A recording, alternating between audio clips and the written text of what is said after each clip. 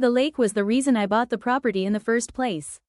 My house sat on a large parcel with a narrow stretch of shoreline, and every summer my family spent weekends there fishing, swimming, and sitting around a fire after sunset.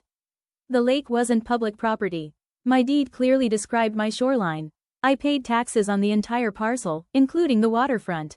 Then the HOA announced plans for a community park. At first, I thought it was a good idea. Until I saw the map.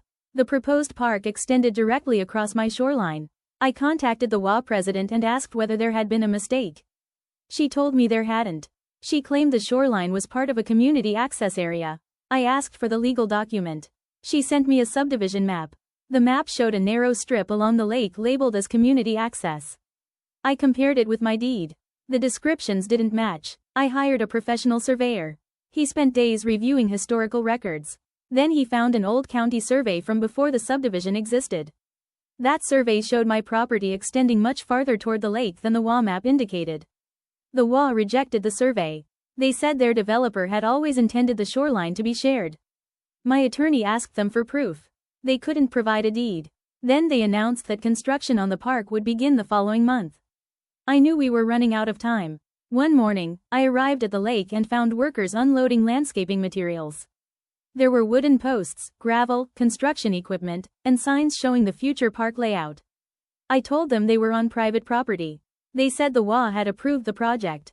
I called my attorney. He filed an emergency request. The court temporarily stopped construction. During the hearing, the HOA argued that the lakefront area was intended for community use. My attorney responded that intention wasn't enough. The original survey showed the boundary. The deed described the property. The HOA had no recorded transfer. The judge requested the historical records. The surveyor explained how the original boundary had been established. Then he showed how the HOA's map had shifted the line. The judge ruled that the HOA had no ownership interest in my shoreline. The planned park could not be built there. The HOA had to remove its construction materials. I eventually decided to allow limited voluntary access for certain community events, but only under a separate written agreement that preserved my ownership. The HOA couldn't simply take the land. That experience changed the way I looked at property records. Before the dispute, I thought a deed was just paperwork that stayed in a filing cabinet. Afterward, I understood that those documents can become the difference between keeping your property and losing it. The HOA had a beautiful park design. They had landscaping plans. They had contractors ready. They had a map. But they didn't have the one thing they actually needed. They didn't have ownership.